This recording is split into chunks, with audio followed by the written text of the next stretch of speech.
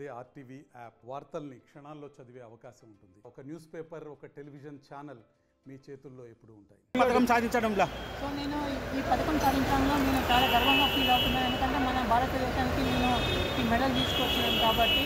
So నేను last time నేను Asian games world ఛాంపియన్షిప్లో gold తీసుకొచ్చాను, రికార్డ్స్ బ్రేక్ చేసినాను.